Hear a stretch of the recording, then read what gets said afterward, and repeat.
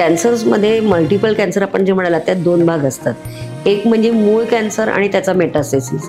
म्हणजे for example breast cancer झालेल्या रुग्णांमध्ये काही वेळा तो लिव्हरमध्ये पसरू शकतो, ब्रेनमध्ये पसरू शकतो, लंगमध्ये पसरू शकतो.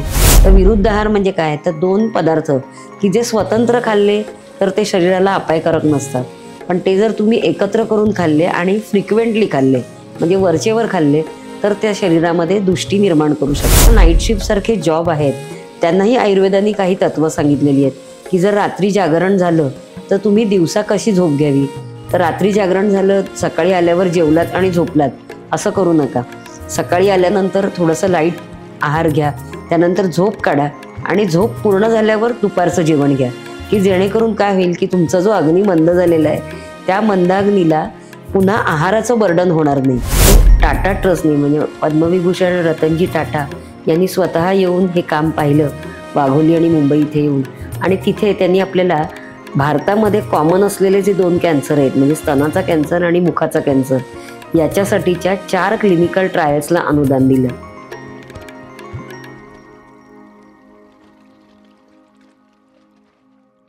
नमस्कार मंडळी, जय शिवराय. सतत काहीतरी वेगळ्यामध्ये तुमचं पुन्हा एकदा स्वागत.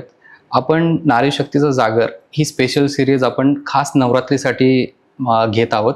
यामध्ये आपण बऱ्याच मान्यवरांचे आत्तापर्यंत आपण त्यांचे प्रेरणा, त्यांचे अनुभव आपण ऐकलेले आहेत. पण आजचा एपिसोड सुरू करण्यापूर्वी मी तुम्हाला एक गोष्ट सांगतो. गोष्ट म्हणण्यापेक्षा ॲक्च्युली ती घडलेली आहे आणि तुम्ही कदाचित तुमच्या आजूबाजूला किंवा तुमच्या घरात तुम्ही अनुभव पण घेतला असेल. एक मध्यमवर्गीय कुटुंब आहे. त्या घरात 3 जण राहतात, आई, मुलगी आणि नवरा.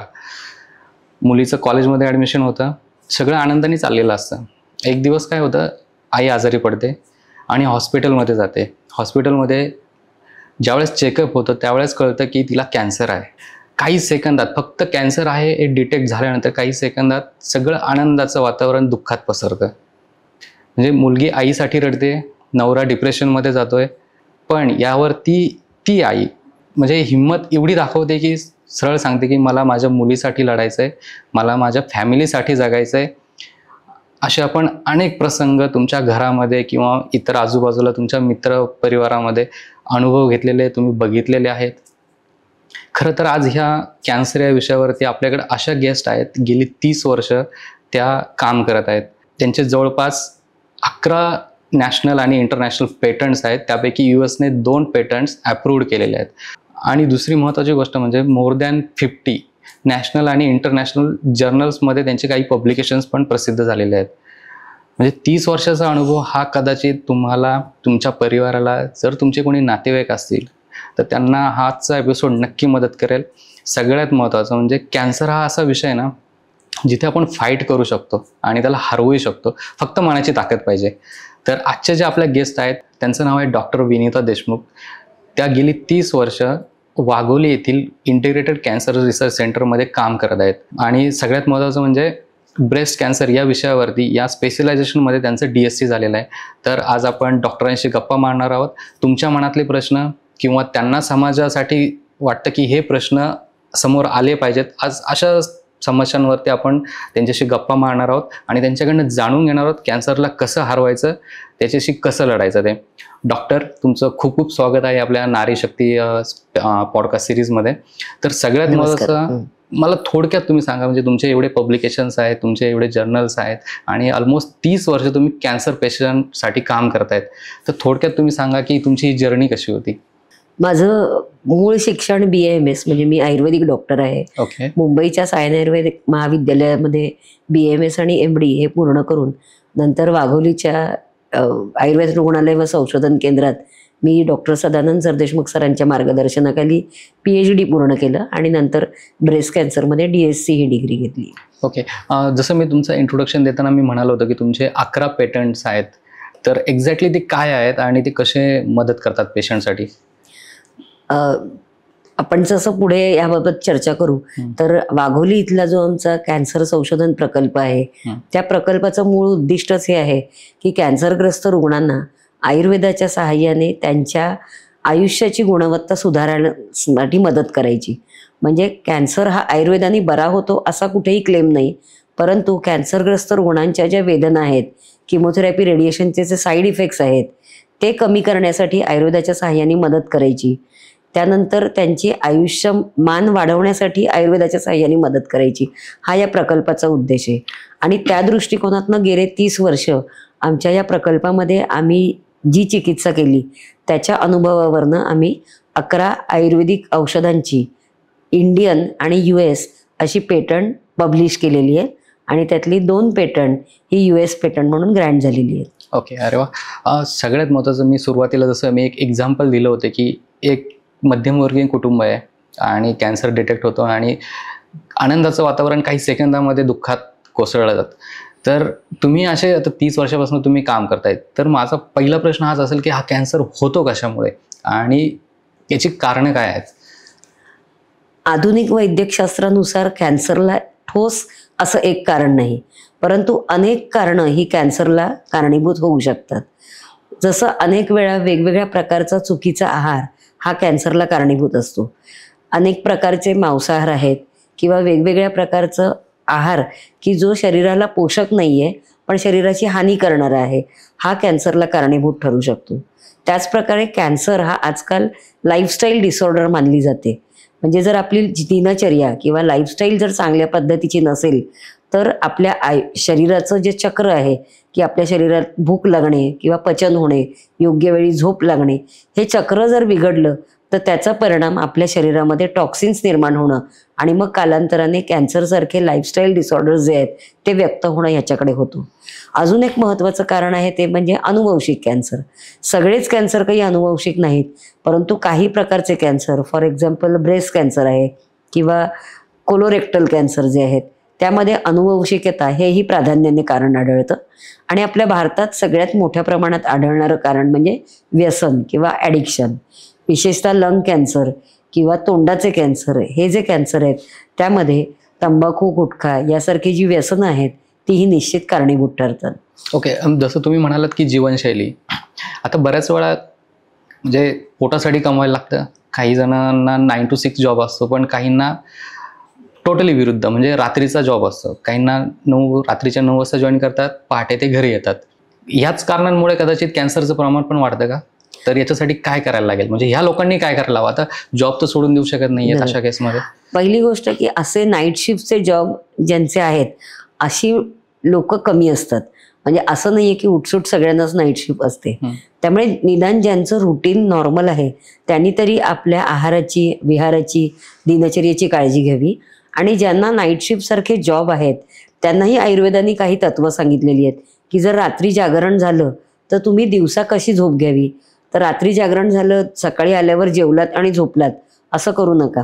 सकाळी आल्यानंतर थोडंसं लाईट आहार घ्या, त्यानंतर झोप काढा आणि झोप पूर्ण झाल्यावर दुपारचं जेवण घ्या, की जेणेकरून काय होईल की तुमचा जो अग्नी मंद झालेला आहे त्या मंद अग्नीला पुन्हा आहाराचं बर्डन होणार नाही, की ज्याच्यामुळे तुमच्या शरीरामध्ये टॉक्सिन्स निर्माण होतील. त्यामुळे ज्यांना रात्री जागरणासारखे जॉब्स आहेत त्यांनाही आयुर्वेदाने काही नियम सांगितलेत की जेणेकरून त्याचा त्यांच्या शरीरावर दुष्परिणाम अधिक प्रमाणात होऊ नये. ओके, आता आयुर्वेदामध्ये एक महत्त्वाचं सांगितलं जातं की विरुद्ध आहार. कदाचित हे पण काही कारण आहे का? विरुद्ध आहारामुळे पण हे प्रकार घडू शकतात? निश्चितच आयुर्वेदाने आहार कसा घ्यावा आणि कोणता घ्यावा याबाबत निश्चित मार्गदर्शन केलेलं आहे. त्यामध्ये विरुद्ध आहार एक आयुर्वेदाचा युनिक कन्सेप्ट आहे की जो कुठल्याही अन्य वैद्यकशास्त्राने सांगितलेला नाही.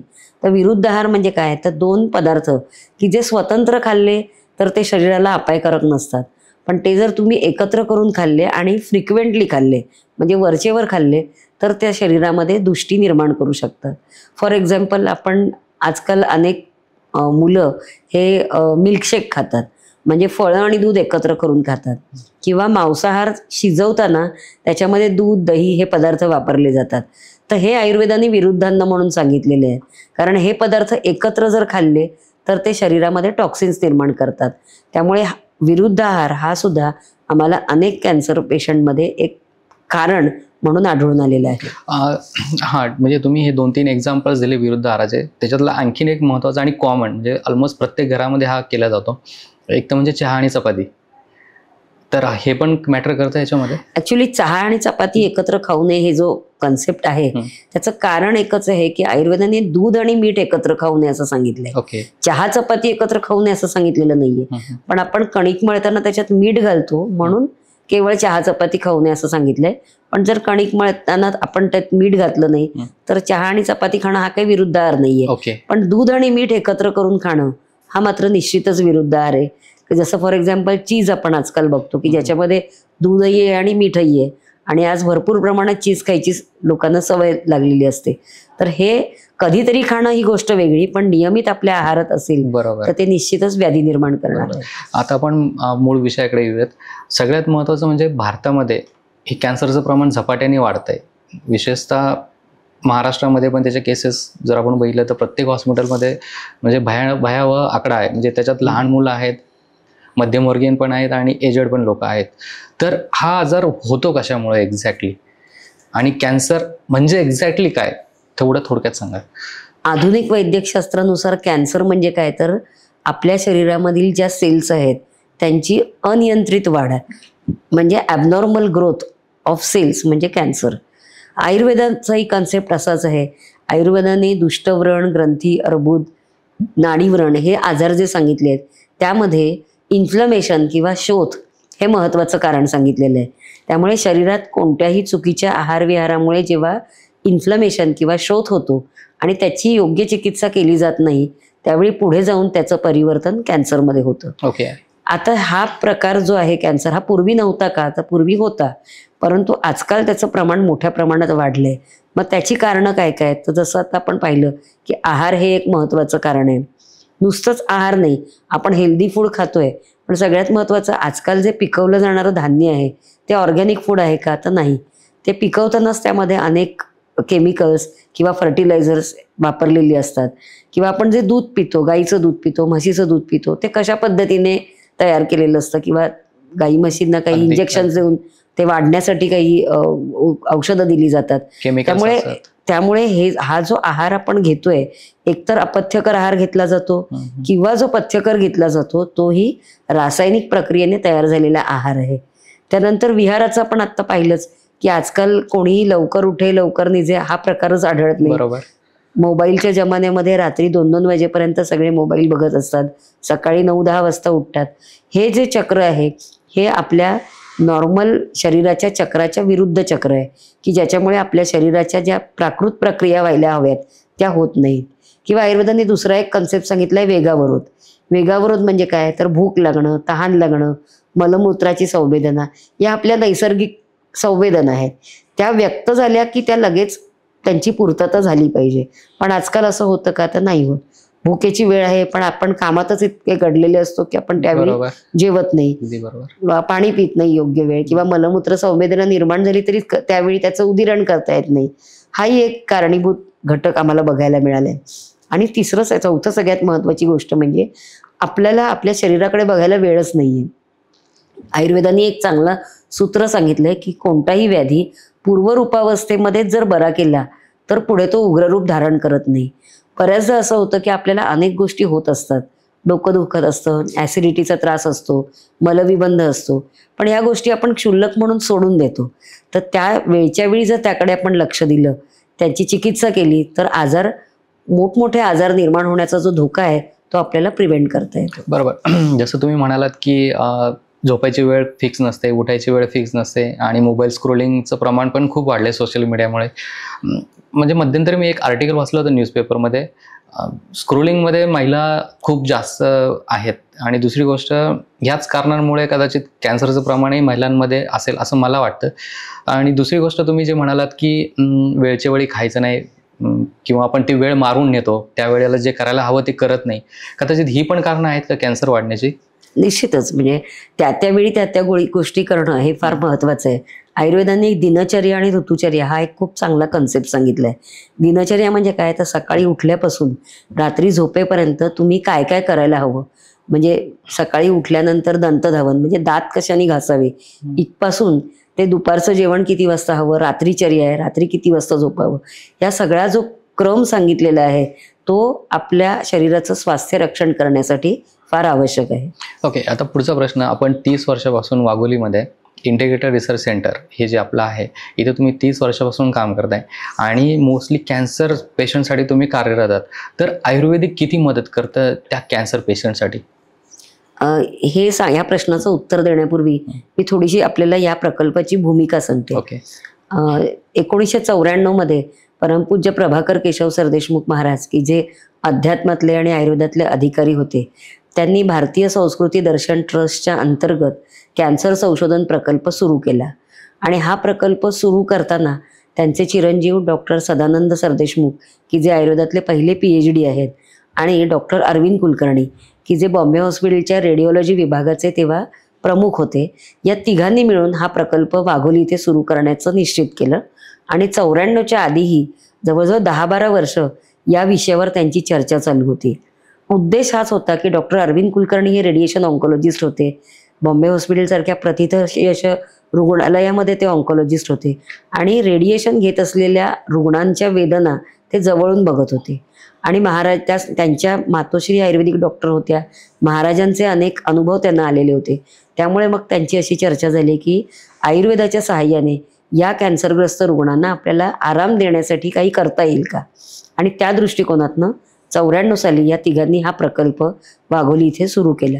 प्रकल्पाचं मुख्य उद्दिष्ट हेच होतं की आपल्याकडे कोणत्याही स्टेज आणि ग्रेडचा किंवा कुठल्याही प्रकारचा कॅन्सरग्रस्त रुग्ण आला तर त्याच्या ज्या वेदना आहेत, त्याचे जे ताणतणाव आहेत, ते आपण आयुर्वेदाच्या सहाय्याने कमी करण्यास मदत करावी. कारण कॅन्सरग्रस्त पेशंटमध्ये पहिली गोष्ट काय असते तर त्यांची जीवनाची गुणवत्ता ही हॅम्पर झालेली असते. बरोबर. क्वालिटी ऑफ लाईफ ही त्यांची चांगली नसते. तर आयुर्वेदाच्या सहाय्याने ती उत्तम करण्यासाठी हा प्रकल्प सुरू केला. प्रकल्प सुरू केल्यानंतर या प्रकल्पात येणाऱ्या रुग्णांमध्ये काही निश्चित ठोकताळे बांधले गेले की बायोप्सी किंवा CT स्कॅन किंवा सोनोग्राफी ह्याने कन्फर्म कॅन्सर असलेलेच रुग्ण यात एनरोल केले गेले. आणि येणाऱ्या प्रत्येक रुग्णाचं 4 गटात विभाजन करण्यात येतं. पहिला ग्रुप असा आहे की A ग्रुप, की ज्याच्यामध्ये कॅन्सर डिटेक्ट झालाय आणि वयामुळे असेल किंवा काही कारणामुळे कन्व्हेन्शनल ट्रीटमेंट आहे, किमो रेडिएशन सर्जरी ही त्या रुग्णाला घेता येत नाहीये आणि आयुर्वेदिक चिकित्सेकडे तो रुग्ण आलाय. मग अशा रुग्णांमध्ये आपण मुख्यतः आयुर्वेदाच्या दृष्टिकोनातनं अर्बुदनाशक, ग्रंथीनाशक अशी चिकित्सा करतो. अशा पद्धतीचे रुग्ण आपल्याकडे कमी प्रकारचे आहेत. कारण एथिकली आपण कोणत्याही रुग्णाला तू कन्व्हेन्शनल ट्रीटमेंट न घेता आयुर्वेदिक ट्रीटमेंट घेत हे सांगत नाही. पण जर रुग्णाला ते शक्य नसेल तर तो या गटामध्ये समाविष्ट होतो. B ग्रुप असा आहे की ज्याच्यामध्ये कन्व्हेन्शनल ट्रीटमेंट, किमो रेडिएशन सर्जरी सगळं घेऊनही पुन्हा कॅन्सरचा उद्भव झालेला आहे. आणि मग अशा वेळी त्या रुग्णाची व्याधी प्रतिकारक शक्ती वाढवणं आयुर्वेदिक औषधांच्या सहाय्याने हे आपण उद्दिष्ट समोर ठेवून त्या रुग्णाला चिकित्सा करतो. ओके. C ग्रुप असा आहे की ज्यांच्यामध्ये किमोथेरपी, रेडिएशनच्या साईड इफेक्ट्सची तीव्रता कमी करण्यासाठी रुग्ण आयुर्वेदिक चिकित्सा घेत असतात. आणि D ग्रुप असा आहे की ज्याच्यामध्ये किमो रेडिएशन संपवून आता रुग्ण कॅन्सर मुक्त आहे, पण त्याच्या मनात एक भीती आहे की कधी भविष्यामध्ये कॅन्सर पुन्हा उद्भवू शकतो, तर यासाठी ते आयुर्वेदिक चिकित्सा घेत असतात. अशा प्रकारे 4 गटांमध्ये विभाजन करून आपण कॅन्सरग्रस्त रुग्णांची चिकित्सा या प्रकल्पामध्ये करत असतो. ओके. निश्चितच म्हणजे तुम्ही खूप म्हणजे विभाजन करून अगदी एक्सप्लेन केलं की कसे स्टेप्स असतात कॅन्सरचे. आता 30 वर्षांचा अनुभव म्हणजे खूप मोठा अनुभव आहे. तर सगळ्यात जास्त कुठल्या प्रकारचे पेशंट्स तुमच्याकडे येतात म्हणजे आणि कुठल्या वयोगटातले जास्त असतात? आता मी सांगितल्यापैकी जे C गटातले रुग्ण की किमोथेरपी आणि रेडिएशनच्या बरोबरीने आयुर्वेदिक औषधं सुरू करण्यासाठी आधिक्याने रुग्ण येतात. वयोगटाचा विचार केला तर आपल्याकडे साधारणतः सुरुवातीला जेव्हा प्रकल्प सुरू झाला त्यावेळी 40-50 वर्षानंतरचे रुग्ण अधिक होते, 50 नंतर. पण आता ते प्रमाण खूप आधी यायला लागले.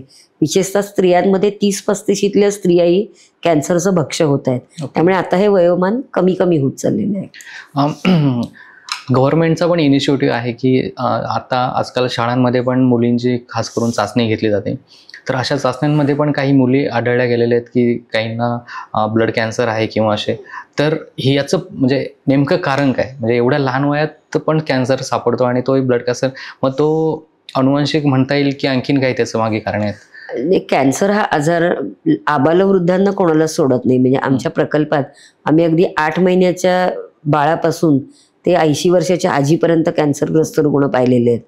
त्यामुळे लहान मुलांमध्ये जेव्हा विशेषतः कॅन्सर होतो त्यावेळी त्यांच्यामध्ये असं ठोस एकच कारण सांगता येत नाही. पण आपण पुढे हा विषय अधिक डिटेल त्याबाबत चर्चा करणार आहोत. पण आम्हाला असं आढळून आलेलं आहे की बऱ्याचदा कृमी किंवा जंत हा जो आयुर्वेदाचा विचार आहे तो बालकांमधल्या कॅन्सरमध्ये आधिक्याने आढळतो. ओके. आता तुम्ही जसं म्हणाला की पूर्वी नव्हता का, होता, पण आजकाल तो जास्त वाढतोय. तर याच्याच अनुषंगाने माझा जो पुढचा प्रश्न आहे तो असा आहे की आयुर्वेदामध्ये याचा उल्लेख आहे का कॅन्सरचा? आयुर्वेदामध्ये कॅन्सर या नावाने कोणताही आजार सांगितलेला नाही. पण कॅन्सरची जी लक्षणं दिसत आहेत त्याच्याशी साधर्म्य असलेले अनेक व्याधी किंवा व्याधींचा समुच्चय आयुर्वेदामध्ये सांगितलं आहे. जसं दुष्टव्रण, दुष्टग्रंथी, दुष्ट अर्बुद, दुष्ट नाडीव्रण, दुष्ट विसर्प यासारखे जे आजार आहेत ते सॉलिड ट्युमरशी साधर्म्य दाखवतात. आणि ल्युकेमिया, हॉजकिन्स डिझीज यासारखे जे नॉन सॉलिड ट्युमर्स आहेत त्याच्याशी साधर्म्य असलेले सांधिपातिक ज्वर, कृमी, रक्तपित्त हे आजार आयुर्वेदाने आयुर्वेदिक संहितांमध्ये अगदी चांगल्या प्रकारे त्याचं वर्णन आणि चिकित्सा दिलेली आहे. ओके. मग सगळ्यात महत्त्वाचं म्हणजे एक तर कॅन्सर हा ऐकल्यानंतरच माणूस जवळजवळ 80-90% तिथेच डाऊन होतो. त्याच्यानंतर ॲक्च्युअलमध्ये ज्यावेळेस ट्रीटमेंट चालू होते म्हणजे त्याच्यामध्ये केमोथेरपी असेल किंवा रेडिएशन असेल तर याचे जे दुष्परिणाम आहेत तर याला आयुर्वेदिक कितपत मदत करतं? आत्ताच आपण सांगितल्याप्रमाणे पाहिल्याप्रमाणे सी ग्रुपचे पेशंट आमच्याकडे मोठ्या प्रमाणात असतात. आणि आमचा असा निश्चित अनुभव आहे की किमोथेरपी आणि रेडिएशन या 2 चिकित्सा पद्धतींच्या बरोबर जर आयुर्वेदिक ट्रीटमेंट अगदी पहिल्यापासून घेतली तर निश्चितच रुग्णाचे साईड इफेक्ट्स खूप चांगले कमी होतात. म्हणजे विशेषतः किमोथेरपीमुळे जे नॉशिया आहे, भूक लागत नाही, पचन होत नाही किंवा लूज मोशन्स होतात, डायरिया होतो किंवा कॉन्स्टिपेशन किंवा गळून गेल्यासारखं होतं, हिमोग्लोबिन कमी होतं, हे सगळे जे साईड इफेक्ट्स आहेत ते आयुर्वेदिक औषधाने खूप चांगल्या पद्धतीने कमी होतात. तसंच ओरल कॅव्हिटी कॅन्सर पेशंटमध्ये जे रेडिएशनचे साईड इफेक्ट आहेत, जे तीव्र साईड इफेक्ट्स असतात की ज्याच्यामुळे रुग्णाचं खाण्यावर बंधनं येतात आणि मग रोगप्रतिकार शक्ती कमी होते, तेही चांगल्या प्रकारे कमी होतात. आणि आमच्याकडे आत्तापर्यंत अनेक रुग्णांमध्ये हा आमचा अनुभव आहे. आणि पुढे नंतर आपण त्याबद्दल डिस्कस करूच की या अनुभवाच्या आधारेच आम्ही काही recovery kit, chemo recovery kit, radiation recovery kit हे क्लिनिकल ट्रायल घेऊन तयार केलेले आहेत आणि जे आता मार्केटमध्ये उपलब्ध आहेत. निश्चितच म्हणजे आनंदाची बातमी आहे थोडीशी. पण जसं तुम्ही म्हणालात की आयुर्वेदिक औषधं तुम्ही करतात, जसं तुम्ही पेटंट्स जवळजवळ 11 पेटंट्स आहेत, तर ही कुठली औषधं आहेत आणि ही कशी पेशंटला मदत करतात? यामध्ये एक सांगण्याचं चांगली गोष्ट अशी की आपल्या संस्थेला 2009 मध्ये मिनिस्ट्री ऑफ आयुषने सेंटर ऑफ एक्सलन्सचा दर्जा दिला. आणि त्यानंतर डिपार्टमेंट ऑफ ॲटॉमिक एनर्जीने आपल्याकडे रेडिओथेरपी मशीन इन्स्टॉल करण्यासाठी अनुदान दिलं. त्यानंतर टाटा ट्रस्टने म्हणजे पद्मविभूषण रतनजी टाटा यांनी स्वतः येऊन हे काम पाहिलं वाघोली आणि मुंबई इथे येऊन. आणि तिथे त्यांनी आपल्याला भारतामध्ये कॉमन असलेले जे 2 कॅन्सर आहेत म्हणजे स्तनाचा कॅन्सर आणि मुखाचा कॅन्सर याच्यासाठीच्या 4 क्लिनिकल ट्रायल्सला अनुदान दिलं. आणि त्या 4 क्लिनिकल ट्रायल्स ज्या होत्या त्या अशा होत्या की त्यातल्या 3 क्लिनिकल ट्रायल ह्या ब्रेस्ट कॅन्सर संबंधात होत्या. त्यापैकी एक क्लिनिकल ट्रायल अशी होती की ब्रेस्ट कॅन्सरमध्ये किमोथेरपी ही जी महत्त्वाची चिकित्सा पद्धती आहे त्याच्या साईड इफेक्टमध्ये आयुर्वेदिक ट्रीटमेंटचं योगदान. दुसरी होती ती म्हणजे ट्रिपल निगेटिव्ह ब्रेस्ट कॅन्सर आणि BRCA1 BRCA2 mutated breast cancer या जे aggressive type of breast cancer आहे त्यामध्ये आयुर्वेदिक चिकित्सा दिली तर पेशंटचं सर्वायवल किती वाढणं हे पाहणं. आणि चौथी क्लिनिकल ट्रायल होती ती म्हणजे ओरल कॅव्हिटी कॅन्सरमध्ये रेडिएशन चालू असताना त्या जोडीला आयुर्वेदिक ट्रीटमेंट दिली तर त्याचा काय उपयोग होतो. तर ह्या 4ही क्लिनिकल ट्रायल आपण अत्यंत शास्त्रीय पद्धतीने 400हून अधिक रुग्णांवर घेतल्या. त्यामध्ये जी औषधं आपण वापरली त्या औषधाचं कम्प्लीट स्टँडर्डायझेशन म्हणजे ॲनिमल स्टडी आपण टाटा कॅन्सर सेंटरचं जे ॲक्ट्रॅक्ट म्हणून विभाग आहे संशोधन विभाग तिथे केला. ड्रग स्टँडर्डायझेशन पूर्ण केलं आणि त्यामध्ये जी औषधं वापरली या औषधांचे जे रिझल्ट्स आले पॉझिटिव्ह रिझल्ट्स आले त्याची पब्लिकेशन्स आपण करत आहोत आणि त्याच औषधांची आपण पेटंट फाईल केलेली आहेत.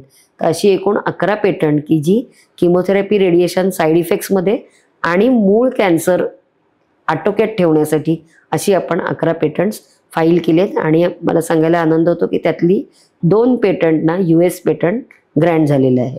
ओके. तुमच्या एवढ्या अनुभवामध्ये अशा कुठल्या पॉझिटिव्ह केसेस आहेत की नाही तुम्हाला वाटतं की खरंच मी 30 वर्ष एवढं काम केलं आणि हॅपीली एक पेशंट बरा होऊन ॲटलिस्ट तो सर्वाईव्ह करतोय?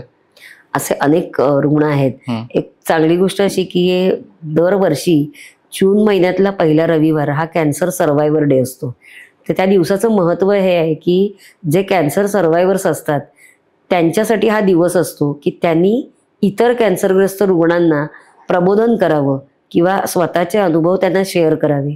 आणि 2018 सालापासून आपण दरवर्षी या दिवशी आपल्याकडे अनेक जे कॅन्सर सर्व्हायव्हर्स आहेत की जे कॅन्सरसाठी आयुर्वेदिक आणि आधुनिक चिकित्सा घेत आहेत त्यांचा एक गेट टुगेदर सारखा आपण एक अरेंज करतो आणि त्यांना आपण इथे बोलवतो. ते नवीन रुग्णांशी आपले अनुभव शेअर करतात आणि त्यानिमित्ताने आपण काही पुस्तिका प्रकाशित करतो. तर आतापर्यंत आपण अशी 250 कॅन्सरग्रस्त रुग्णांचे पुस्तकं आणि अरे वा. स्वानुभव प्रकाशित केलेले आहेत. आणि हे सक्सेसफुल आणि जे अग्रेसिव्ह टाईप ऑफ कॅन्सर होते आणि त्यांनी आयुर्वेदाची चिकित्सा ॲलोपॅथीच्या बरोबर घेऊन आज 8-10 वर्ष 15 वर्ष जे सर्व्हाइव्ह झालेले आहेत त्यांचे स्वतःचे अनुभव त्याच्यामध्ये लिखित स्वरूपात आहेत. यूट्यूबवर आम्ही ते शेअर करतो. तर असे अनेक रुग्ण आहेत. पण सांगायचंच असेल तर एक छोटासा अनुभव मी तुम्हाला सांगते की ज्यातून आम्हाला खरंच समाधान मिळालं की आयुर्वेदिक चिकित्सा ही किती फलदायी आहे. एक 2006 मधली गोष्ट असेल की एक स्वतः PhD म्हणजे मॉलिक्युलर बायोलॉजीमध्ये PhD असलेल्या एक मॅडम आमच्याकडे आल्या आणि त्यांना कॉर्टिकल थायमोमा हा खूप रेअर प्रकारचा कॅन्सर होता. कसा म्हणजे तो कुठे असतो? कॉर्टिकल थायमोमा म्हणजे हृदयाजवळ थायमस ग्लँड असते त्याच्यावर झालेला तो एक रेअर कॅन्सर होता त्यांना झालेला आणि तो हृदयाच्या जवळ असल्यामुळे तो पूर्णपणे काढणं शक्य नव्हतं. त्यामुळे टाटामध्ये त्यांची जी सर्जरी झाली ती पार्शल रिसेक्शन झालं.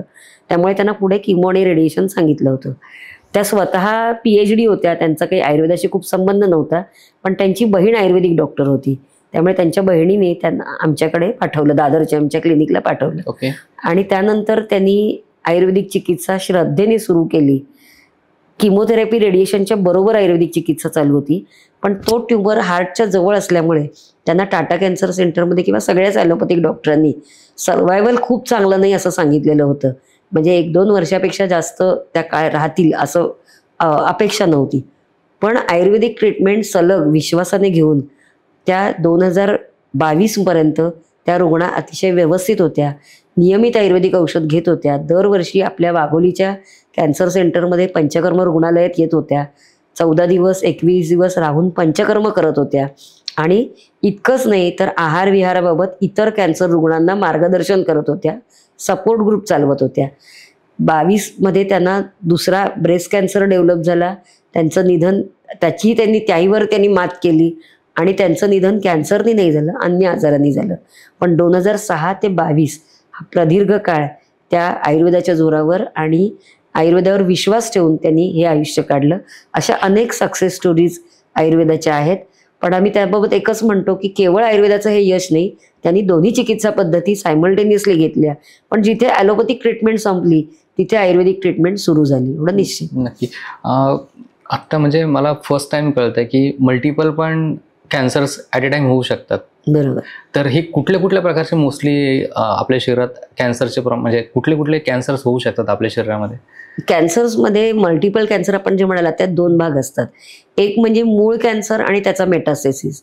म्हणजे फॉर एक्झाम्पल ब्रेस्ट कॅन्सर झालेल्या रुग्णांमध्ये काही वेळा तो लिव्हरमध्ये पसरू शकतो, ब्रेनमध्ये पसरू शकतो, लंगमध्ये पसरू शकतो. पण याचा मूळ जो असतो तो ब्रेस्ट कॅन्सर असतो.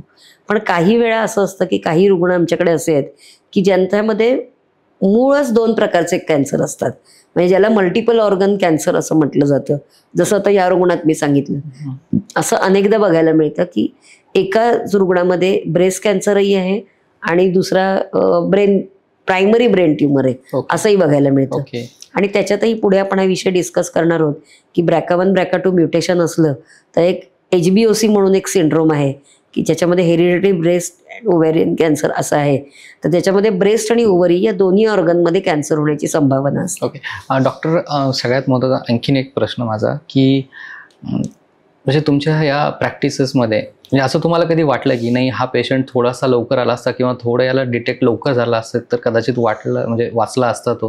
म्हणजे असे पण काही इमोशनल मोमेंट्स असतील की नाही अरे असं म्हणजे मनात कधीतरी विचार येत असेल की नाही अरे फेल झालो आपण इथे? म्हणजे असं होतं ना अनेक वेळा. आता विशेषतः काय होतं की आयुर्वेदिक चिकित्सेकडे जेव्हा रुग्ण येतात त्यावेळी बऱ्याचदा असं झालेलं असतं. म्हणजे पूर्वी हा अनुभव मला अधिक यायचा की ॲलोपॅथिक ट्रीटमेंट चा उपयोग होत नाही म्हणून आयुर्वेदिक चिकित्सेकडे येतात आणि मग त्यावेळी बऱ्याचदा त्यांची स्टेज खूप पुढे गेलेली असते. पण आजकाल रुग्णांमध्ये अवेअरनेस खूप वाढलाय, त्यामुळे आजकाल आमच्याकडे हे प्रमाण असं झालेलं आहे की कॅन्सर डिटेक्ट झाल्या झाल्या पेशंट बऱ्याचदा दोन्ही चिकित्सा पद्धती घ्यायला येतात. पण तरीही अजून काही रुग्ण असे असतात की अज्ञानामुळे त्यांना माहिती नसतं आणि मग लेट स्टेजला ते येतात. मग त्यावेळी खरंच असं वाटतं की हेच रुग्ण जर आधी आले असते तर निश्चित आपण त्यांना अधिक चांगली चिकित्सा देऊ शकलो असतो. किंवा डिटेक्शनच्या बाबतही आपण म्हणतात तर तेही बऱ्याचदा मला लक्षात आलंय. मला एक आजी आठवत आहेत की अशाच एका गावातल्या आजी होत्या आणि त्या जेव्हा आल्या आमच्याकडे, म्हणजे घरात खरं तर सगळी त्यांच्या घरात सगळी शिकलेले लोक होती, त्यांची नातवंड वगैरे सगळी चांगली शिकलेली होती, पण आजी गावाकडे राहायच्या आणि त्यांनी घरी सांगितलंच नाही की मला ब्रेस्ट कॅन्सर किंवा मोठं लंप आहे. आणि जेव्हा घरी सांगितलं आणि आमच्याकडे ते घेऊन आलं त्यावेळी म्हणजे तो ब्रेस्टचा लंप बघवत नव्हता मला, म्हणजे फंगेटेड ग्रोथ जशी म्हणतो ना आपण की त्याला पूर्ण दुर्गंध येत होता आणि खूप मोठा. मग अशा वेळी असं वाटतं की बऱ्याचदा अजूनही खेड्यामध्ये स्त्रिया लज्जेपोटी आपल्याला झालेला कॅन्सर लपवून ठेवतात आणि मग त्याचा तो ॲग्रेसिव्ह स्टेजकडे जातो. अशा कुठल्या संस्था आहेत, म्हणजे आता बरेचसे लोक असतात की म्हणजे घेण्याची इच्छा असते पण फायनान्शियल कंडिशन चांगली नसते, किंवा अशा कुठल्या संस्था आहेत की तुम्हाला असे पेशंट आणून देतात किंवा सजेस्ट करतात, आणि अशा कुठल्या संस्था तुमच्याबरोबर आत्तापर्यंत जोडलेल्या आहेत? तर ह्याच्यात महत्त्वाचा विषय असा आहे की मी आत्ता सांगितलं त्याप्रमाणे की टाटा ट्रस्टने आम्हाला ज्यावेळी फंडिंग केलं त्यावेळी जवळजवळ 400 रुग्णांना आम्ही आयुर्वेदिक चिकित्सा की जी याच्यामध्ये सुवर्णभस्मासारखी महाग औषधं होती ती आम्ही त्या पेशंटना फ्रीमध्ये देऊ शकलो. त्यामुळे आयुर्वेदिक चिकित्सेसाठी आम्हाला टाटा ट्रस्टने एक मोठं मदत केलेली होती. आधुनिक वैद्यकाचा विचार केला तर आपल्याकडे महात्मा ज्योतिबा फुले जन आरोग्य योजना आणि प्रधानमंत्री जन आरोग्य योजना आहेत की ह्या योजनांच्या अंतर्गत कॅन्सरग्रस्त रुग्णाला आपल्या रुग्णालयामध्ये किमोथेरपी, रेडिएशन, सर्जरी ह्या तिन्ही चिकित्सा पद्धती फ्री ऑफ कॉस्ट मिळतात. किंवा पुणे शहराची नागरी गरीब योजना आहे त्या अंतर्गतही मिळतात. फक्त अजूनही समाजामध्ये असेल किंवा गव्हर्नमेंट लेवलला थोडासा आयुर्वेदाकडे बघण्याचा दृष्टिकोन बदलणं गरजेचं आहे. आणि कारण आयुर्वेदिक ट्रीटमेंट ही कशी आहे की कॅन्सरची कन्व्हेन्शनल ट्रीटमेंट झाल्यावरही रुग्णांना जवळजवळ आयुष्यभर ती ट्रीटमेंट घ्यावी लागते. त्यामुळे त्यांना जर फायनान्शियल सपोर्ट त्यावेळी अधिक मिळाला तर मला वाटतं अधिकाधिक रुग्णांचं आरोग्य आपण चांगल्या प्रकारे सुधारू शकतो. निश्चितच. आता सगळ्यात महत्त्वाचं म्हणजे बाहेरच्या ज्या कंट्रीज आहेत परदेशातल्या, आता त्यांचं आपल्याकडे बघण्याचा दृष्टिकोन खूप चेंज होतं. म्हणजे योगा आपल्याकडनं शिकतायत किंवा बाकीच्या आयुर्वेदाकडे पण आता ते वळायला लागलेत. तर कॅन्सर जे स्पेशालिस्ट आहेत त्यांचा बघण्याचा दृष्टिकोन आपल्याकडे कसा आहे? आणि महत्त्वाचं म्हणजे मी ज्यावेळेस एंट्री केली होती मला बऱ्यापैकी बाहेरचे जे NRIs आहेत ते ट्रीटमेंट घेताना दिसले, तर तो काय म्हणजे? याच्यात 2 महत्त्वाचे भाग आहेत की आत्ता आपला हा प्रकल्प जो सुरू झाला तोच डॉक्टर अरविंद कुलकर्णी सर किंवा डॉक्टर शिरीष कुमठेकर जे ऑन्कॉलॉजिस्ट होते त्यांच्या समन्वयाने सुरू झाला. त्यामुळे सरदेशमुख सर आणि सरदेशमुख महाराजांचं एक तत्व होतं की आयुर्वेदाच्या जोडीला ॲलोपॅथिक ट्रीटमेंट रुग्णांनी घ्यायलाच हवी. त्यामुळे आम्हाला ॲलोपॅथिक डॉक्टरांचा, भारतातल्या ॲलोपॅथिक डॉक्टरांचा कधी विरोध आढळला नाही. म्हणजे जसं अरविंद कुलकर्णी सर आहेत तसंच आत्ता आमच्याकडे ॲलोपॅथिक डॉक्टरांची टीम आहे. डॉक्टर तुषार पाटील की जे पुण्यातले अगदी वेल नोन किमोथेरपिस्ट आहेत. मला वाटतं सह्याद्रीला आहेत.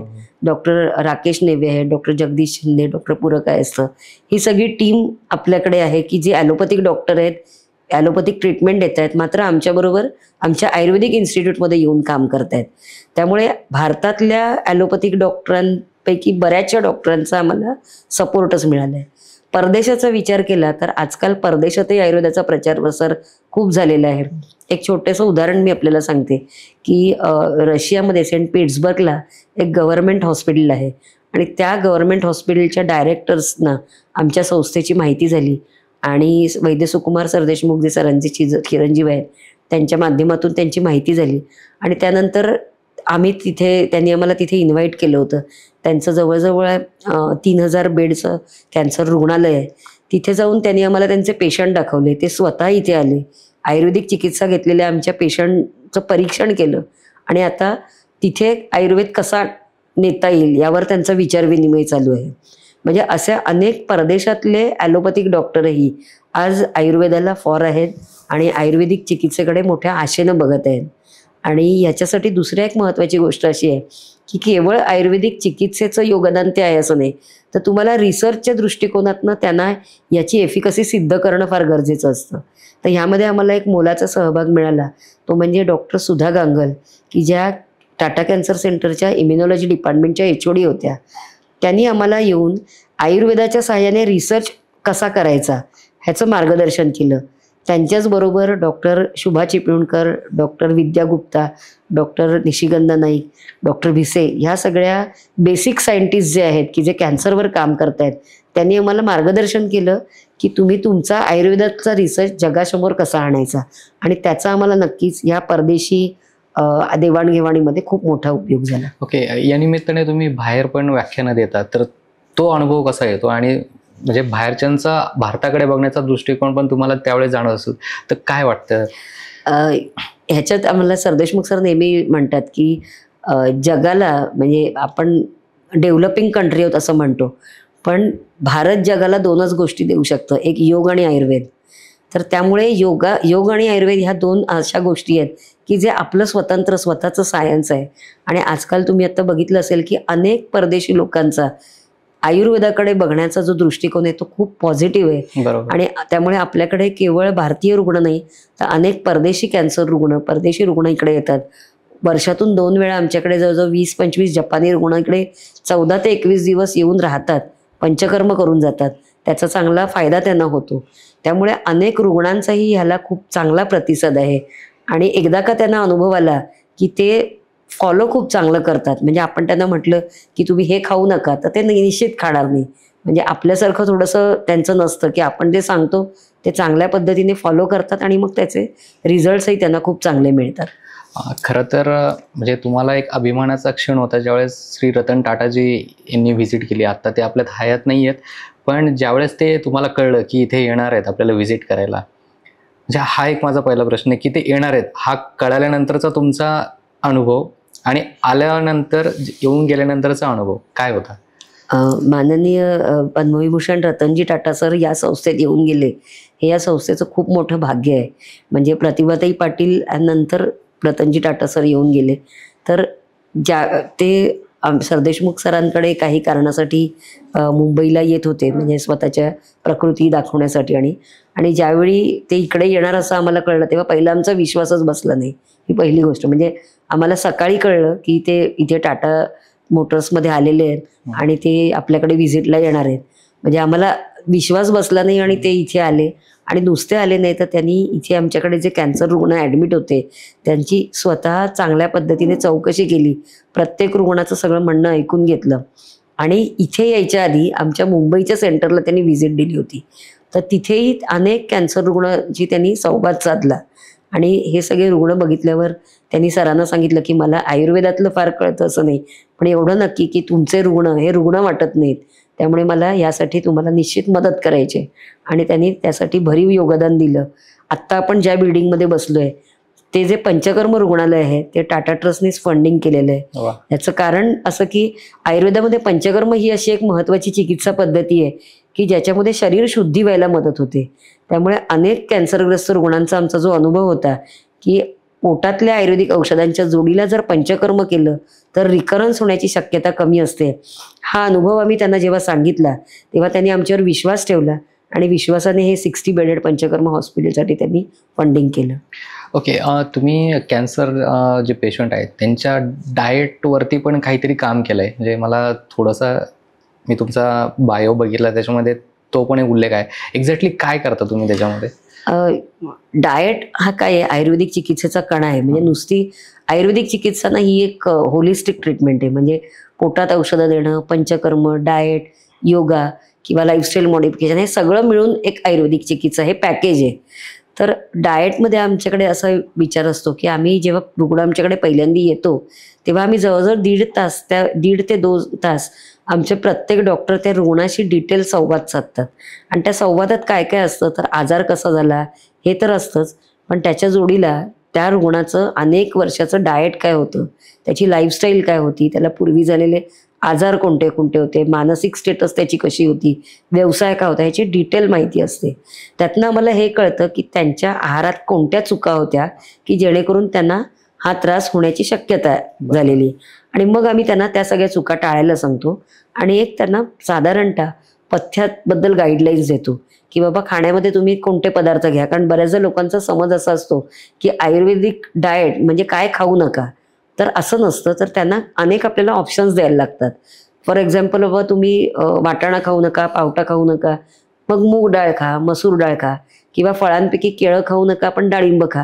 म्हणजे तुम्ही जेव्हा एक गोष्ट नाही सांगता त्याला दोन गोष्टी काय घ्या हे त्यांना सांगावं लागतं. बरोबर. आणि तशा पद्धतीचं त्यांना गाईड करणंही फार महत्त्वाचं असतं. आणि त्याचा एक नमुना म्हणून सगळ्यात चांगली गोष्ट अशी आहे की आमच्याकडे जेव्हा पेशंट पंचकर्माला ॲडमिट होतात त्यावेळी त्या रुग्णांना आमची स्वतःचं एक अन्नपूर्णा कॅन्टीन आहे की जिकडे आम्ही भारतीय पद्धतीचं आयुर्वेदिक पद्धतीचं डाएट त्यांना देतो. आणि मला सांगायला आनंद होतो की आमच्या वाघोलीच्या कॅम्पसमध्ये आमची जी मोठी जागा आहे तिथे सरदेशमुख सरांचे मोठे चिरंजीव डॉक्टर सुश्रुत सरदेशमुख हे ऑर्गॅनिक शेती करण्याकडे त्यांचा भर आहे. आणि आम्ही बऱ्याच पेशंटना इथेच पिकलेल्या भाज्या, फळं किंवा इथल्या आमच्याकडे गोशाळा आहेत, गाईंचं दूध हे चांगल्या प्रतीचं अन्न देण्याचा प्रयत्न करतो की जेणेकरून त्यांना टॉक्सिन शरीरात निर्माण होणार नाहीत आणि शरीराचं पोषण होईल यासाठी मदत होते. नाही, खरंच खूपच चांगले उपक्रम आहेत संस्थेचे. आणखीन एक विचारायचं होतं, तुमचा हा वाघोलीचा कॅम्पस आम्ही बघितला खूप मोठा आहे, पण याच्या व्यतिरिक्त आणखीन असे कुठे सेंटर्स आहेत का म्हणजे देशात विदेशात जिथून तुम्ही ह्या सर्व्हिसेस लोकांना देताय? वाघोलीशिवाय मुंबईला आपलं क्लिनिक आहे की जिथे गेले 30 वर्ष सर देशमुख सर कॅन्सर संशोधन प्रकल्प त्यांचा चालू आहे. मुंबई, पुणे, सोलापूर, कोल्हापूर, नाशिक, औरंगाबाद आणि नगर या ठिकाणी महाराष्ट्रामध्ये आणि महाराष्ट्राशिवाय बँगलोर आणि नवी दिल्ली इथे आपली सेंटर्स आहेत. आणि सगळ्यात महत्त्वाचं म्हणजे Maharashtra university of health science की जी वैद्यकशास्त्रासाठीची जी विद्यापीठ आहे किंवा युनिव्हर्सिटी आहे तिथे आपली आयुर्वेदिक कॅन्सर OPD महिन्यातून एकदा होते, चालते.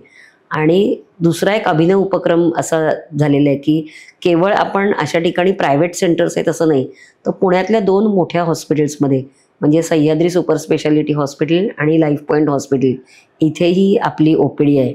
आणि या सगळ्या ठिकाणी आमची एक आयुर्वेदिक डॉक्टरांची एक मोठी टीम आहे.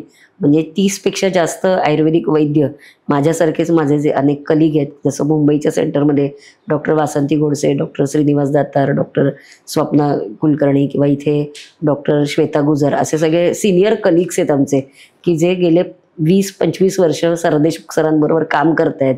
आणि सगळे मिळून एकत्र आयुर्वेदिक आणि ॲलोपॅथिक डॉक्टर मिळून कॅन्सर रुग्णांना त्यांच्या वेदना कमी करण्यासाठी प्रयत्न करत आहेत. नक्कीच. नेटवर्क तर तसं खूप महाराष्ट्रामध्ये बऱ्यापैकी आहे, पण तरी अजूनही असे काही वर्ग आहे की ज्यांना तुमच्यापर्यंत पोहोचता येत नाही आहे त्या सेंटर्सला, तर त्यासाठी तुम्ही काही उपक्रम घेता की किंवा आणखी काय असा कुठला माध्यम आहे की ज्याच्या थ्रू ते ह्या सेंटर्सला व्हिजिट करू शकतील? याच्यासाठी आम्ही कोविडमध्ये एक उपक्रम असा सुरू केला होता की बऱ्याचदा कोविडमध्ये काय झालं होतं की रुग्णांना आमच्यापर्यंत येता येत नव्हतं. मग त्यावेळी आम्ही त्यांना ऑनलाईन कन्सल्टेशनची सुविधा उपलब्ध केली. कोविडमध्ये ती अधिक प्रमाणात केली होती, पण अजूनही ज्या अगदी रिमोट प्लेसमधले पेशंट आहेत किंवा जे बेडलाईन पेशंट आहेत आणि ज्यांना इतका प्रवास करणं शक्य नाही, त्यांना आम्ही एक मेथड तयार केलेली आहे की त्या मेथडने आम्ही त्यांचं केस टेकिंग, त्यांचं डॉक्युमेंटेशन असं सगळं नीट करतो आणि त्यांना ऑनलाईन कन्सल्टेशनची सुविधा आम्ही उपलब्ध करून देतो. आणि ह्याचा आणखीन एक पुढचा टप्पा आपण असा आता केलेला आहे की आपण एक महाराष्ट्र युनिव्हर्सिटी ऑफ हेल्थ सायन्सतर्फे इंटिग्रेटिव्ह ऑन्कॉलॉजीचा फेलोशिप कोर्स सुरू केला आहे की 30 वर्षाचा जो आपला अनुभव आहे तो अनेक वैद्यांपर्यंत पोचावा किंवा अनेक वैद्यांना त्यांच्याकडे येणारे जे कॅन्सर पेशंट आहेत त्यांची बेसिक मॅनेजमेंट तरी करता यावी. याच्यासाठी आपण 1 वर्षाचा फेलोशिप कोर्स सुरू केलेला आहे की जो महाराष्ट्र युनिव्हर्सिटी ऑफ हेल्थ सायन्सनी अप्रूव्ह केला आहे. आत्ता नोव्हेंबरपासून तो सुरू होईल आणि त्यात केवळ आयुर्वेदिक डॉक्टर नाही तर ॲलोपॅथिक डॉक्टर, होमिओपॅथिक डॉक्टर हे सगळे त्यात प्रवेश घेऊ शकतात. थोडक्यात हा जो अनुभव आहे तो स्केलअप करण्यासाठी हा एक प्रयत्न आहे. ओके. निश्चितच डॉक्टर, तुम्ही ऑलमोस्ट बऱ्यापैकी जो बेसिक पार्ट होता तो कॅन्सर का होतो, कशामुळे होतो आणि आयुर्वेदाचं त्याचं महत्त्व काय आहे हे तुम्ही बऱ्यापैकी सांगितलं. आपण पुढच्या म्हणजे लगेचच कंटिन्यू करणार आहोत डिटेलमध्ये, खास करून महिलांमध्ये जास्त प्रमाण वाढतं कॅन्सरचं, तर त्यावरती आपण चर्चा करणार आहोत. पण डॉक्टर जाता आता सगळ्यात महत्त्वाचं, कॅन्सर होऊच नये किंवा कॅन्सर ओळखावा कसा, त्याच्यासाठी काय करायला हवं प्रत्येक वयोगटातील माणसाने? कॅन्सर होऊ नये किंवा लवकर कळावा यासाठी सगळ्यात महत्त्वाचं म्हणजे प्रत्येकाने आपल्या शरीराकडे लक्ष द्यावं. ही फार महत्त्वाची गोष्ट आहे. म्हणजे निग्लेक्ट करणं ही गोष्ट टाळावी. आपल्या शरीरात जे छोटे छोटे बदल होतात ते आपण समजून घेतले पाहिजेत आणि त्यावर वेळीच उपचार केले पाहिजेत. आणि दुसरी सगळ्यात महत्त्वाची, आयुर्वेदाने जी तत्त्व जीवन जगण्यासाठी सांगितलेली आहेत. आयुर्वेद शास्त्र हे चिकित्साशास्त्र पुढचं आहे, पण ते आयुष्याचं शास्त्र पहिलं आहे. त्यामुळे नियमित अभ्यंग करणं, मसाज करणं किंवा नियमित आपण डोक्यावर तेल घालणं, तळपायाला तेल लावणं, नाकात तेल घालणं किंवा आपला आहार चांगला ठेवणं, विहार चांगला असायला पाहिजे. इतकंच नाही तर मनाचं आरोग्य चांगलं असायला पाहिजे, की ज्याला आयुर्वेदाने आचार रसायन म्हटलंय, की जे कामक्रोधादी षड्रिपू आहेत त्यापासून आपण दूर राहिलं पाहिजे. म्हणजे शरीराचं आणि मनाचं आरोग्य चांगलं ठेवण्याचा जर प्रयत्न केला तर केवळ कॅन्सरच नाही तर जे लाईफस्टाईल डिझिजेस आज वाढत आहेत, जसं डायबिटीस आहे, कार्डियक प्रॉब्लेम्स आहेत, हे सगळे आपण कमी करण्यासाठी आपल्याला निश्चित याचं मदत होते. नवरात्र जर चालू झालेत आपले, आणि खास करून आपण महिलांसाठी हा आरोग्याच्या रिलेटेडच्या ज्या समस्या आहे याच्यावरती आपण चर्चा करत आहोत गेल्या आठवड्याभर. वेगवेगळ्या फील्डमधल्या आपल्याकडे स्त्री शक्ती येऊन गेल्या, त्यापैकी तुम्ही एक आहात. तर खास करून महिलांसाठी तुम्ही काय संदेश द्याल? कारण बऱ्याच वेळा काय होतं, जसं तुम्ही सुरुवातीला म्हणाला होता की भीतीपोटी किंवा लोक काय म्हणतील, किंवा बऱ्याच वेळा वेळ मारून नेतात त्या गोष्टी पण स्वतःकडे लक्ष देत नाही. तर अशा महिलांसाठी तुम्ही काय संदेश द्याल की जेणेकरून त्यांना भविष्यात हा प्रॉब्लेम होऊ नये आणि त्यांच्या फॅमिली सुद्धा सफर होऊ नये?